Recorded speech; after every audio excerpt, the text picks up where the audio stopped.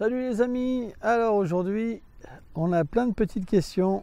On va commencer par une de Nico. Question sur la vengeance et la rancœur. Comment se placer quand quelqu'un nous fait du mal ou essaie de nous en faire? Mieux vaut-il se détacher de cela ou plutôt se venger pour se libérer? Alors ça c'est une bonne question. Maintenant, on pourrait s'en poser une autre. Si quelqu'un me fait du mal et que je réciproque et que je me venge, est-ce que ça ne va pas amplifier ce mal? Est-ce que quand quelqu'un met un coup à une personne, la personne naturellement va donner un coup? Qu'est-ce qui va se passer? Votre colère va augmenter 2 fois, votre haine va augmenter 2 fois. Où sera votre paix? Où sera la qualité de la vie? J'ai passé ma jeunesse comme ça. Il n'y avait pas de bonheur. On pense qu'on est heureux, mais l'anxiété ne nous permet pas d'avoir une vie de qualité. Donc, on doit essayer au maximum de ne pas répondre. Si on veut une qualité de vie qui est positive.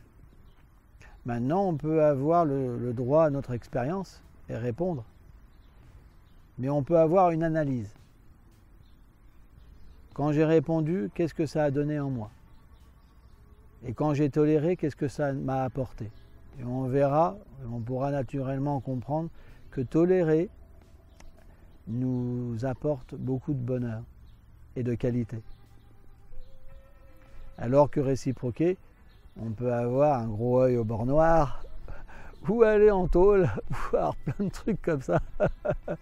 Et puis surtout, on doit comprendre que la personne qui nous agresse, c'est quelqu'un qui souffre. On devrait avoir de la compassion et avoir une bonne pensée pour cette personne, prier pour cette personne pour qu'elle aille mieux. De cette manière, elle serait un agent de notre propre libération. Donc, on doit essayer au maximum de tolérer. Alors bien sûr, s'il y a une injustice constante, c'est pas qu'on n'a pas le droit de se défendre. C'est un droit aussi. Mais il faut vraiment que ça soit obligé. Si on peut s'en passer et qu'on peut régler les problèmes avec humilité, alors c'est une belle chose. Marie. Vivre avec des défauts. Les défauts de perception de l'autre sont-ils contrôlables? J'en doute. Sans mettre en doute la vidéo, car j'écris sans l'avoir visionnée. Tout le monde a des défauts. J'ai des défauts, tu as des défauts, il a des défauts, nous avons des défauts. Mais le problème souvent, c'est que nous oublions que nous avons des défauts et nous pensons être parfaits. Et quand quelqu'un a des défauts, on se dit « Ah, il a des défauts ». Mais finalement, qu'est-ce que ça heurte en nous? Nos propres défauts. C'est pourquoi, si nous voulons véritablement progresser dans la vie spirituelle, avoir une vie positive, nous devons plutôt voir les qualités chez les êtres. Tout le monde a des qualités, et pas que des défauts. À partir de là, nous pourrons cultiver nos propres qualités. Car si nous voyons les fautes chez les autres, nous cultivons nos propres fautes. C'est ce que nous apprend le yoga, la voie du yoga. On devrait même ni voir les qualités, ni voir les défauts, mais voir la vérité chez les êtres. Ça, c'est bien plus profond. À partir de là, peu importe ce qu'une personne est, nous allons apprendre d'elle. Ces qualités embelliront nos qualités, et ce qu'on appelle les défauts chasseront nos propres défauts. On peut véritablement utiliser toutes les choses dans la vie spirituelle. C'est positif. Une autre question. Greg, alors il y a 2 questions de Greg. Sur le passé, la balle qui a blessé Sniff a-t-elle aussi sauvé vos vies? Alors c'est vrai que ça a été un moment extrêmement difficile.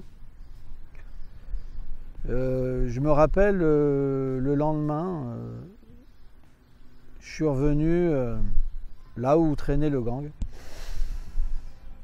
Et je me rappelle avoir parlé avec le tyran, Brochet, il y avait Nono, il y avait Pascal, Djabba aussi. Différents skinheads comme ça qui étaient vraiment peinés, qui avaient rencontré la famille aussi, alors de celui qui avait perdu la vie, Turlutle, Olivier.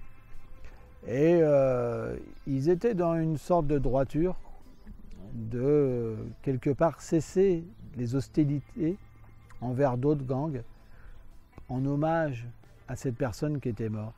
Et c'est vrai qu'à partir de ce moment-là, il y a beaucoup de skinheads qui ont arrêté.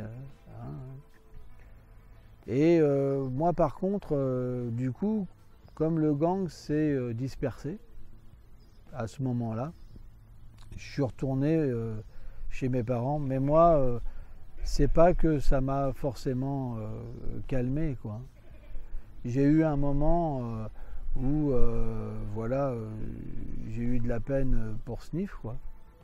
Et d'ailleurs, je l'ai expliqué dans d'autres vidéos, je me suis occupé de lui, mais ma haine, elle n'a pas cessé, quoi.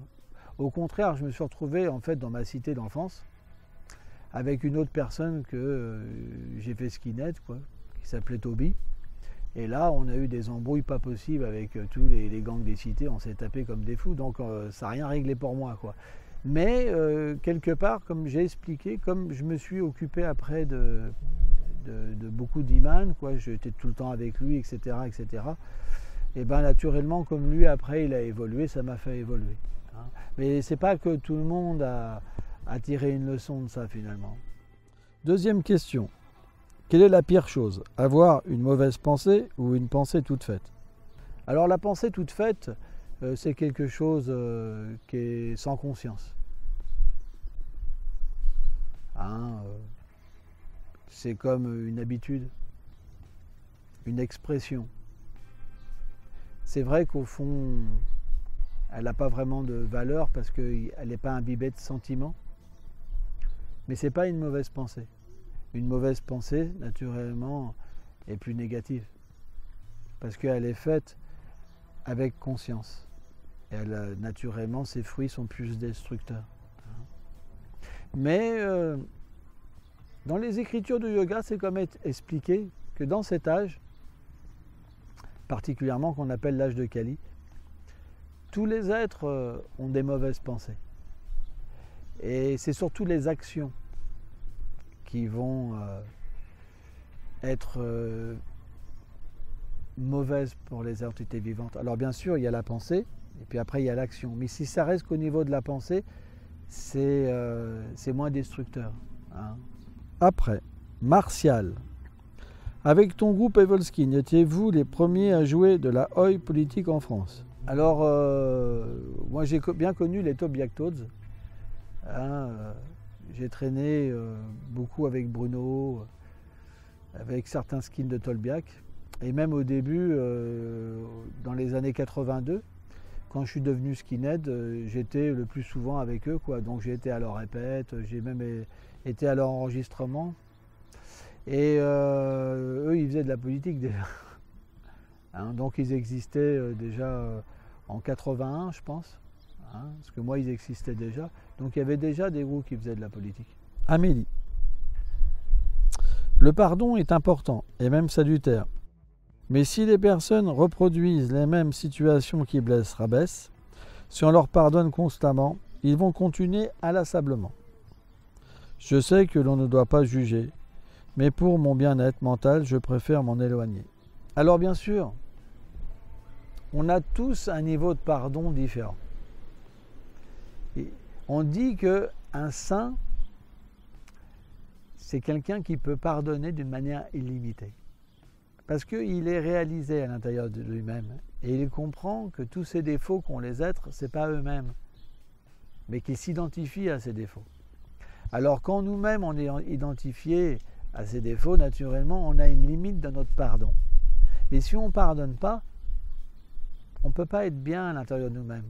Ça veut dire la guerre. Quand il n'y a pas de pardon, c'est la guerre. Ça veut dire qu'on ne progresse plus et qu'on va être habité par quelque chose qui va nous détruire, qui est la colère. L'envie, vouloir qu'une personne soit détruite. Et c'est pas bon. Donc on ne peut pas s'empêcher de pardonner. C'est important.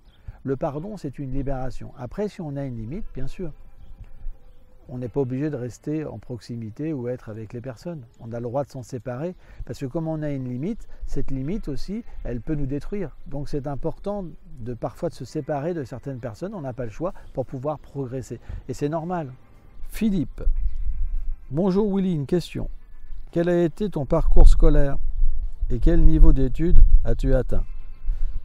As-tu appris un métier? Très bonne journée. Ah, bonne question.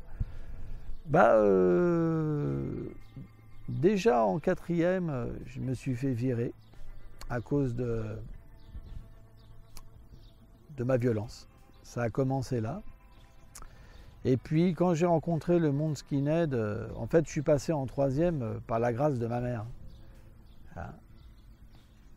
Elle avait tellement d'amour pour moi que, tu vois, même ça, elle pouvait, en rencontrant le directeur, tu vois, le directeur était sous son charme, quoi.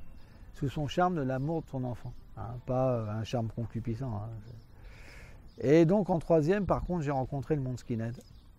Et j'étais tellement violent. Là, j'ai rencontré un gars qui était dans ma classe. Et il me disait, pour un rien, je mettais un coup de tête, je pétais la tête des gens, mais pour rien. Donc, je foutais à rien en classe.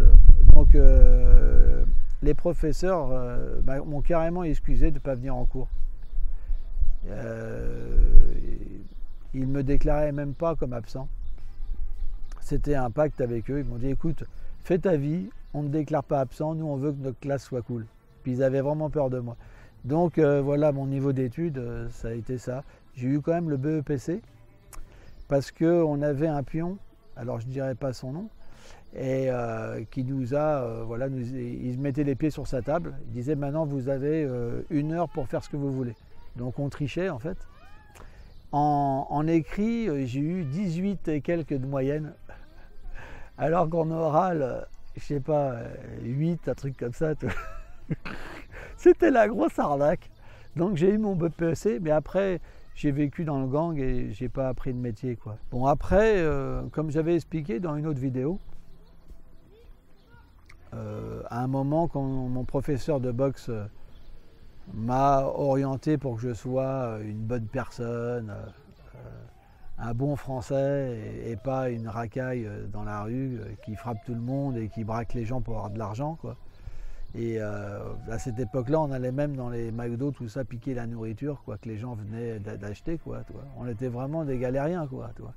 Skinhead à cette époque-là, c'était vraiment la rue, quoi. Tu vois, c'est pas du tout comme maintenant, quoi. C'était grave, quoi. C'était des gars de la rue, quoi.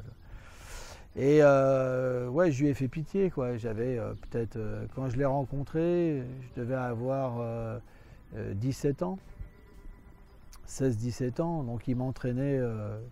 Il m'entraînait et puis voilà, il m'a permis d'avoir un petit boulot, quoi.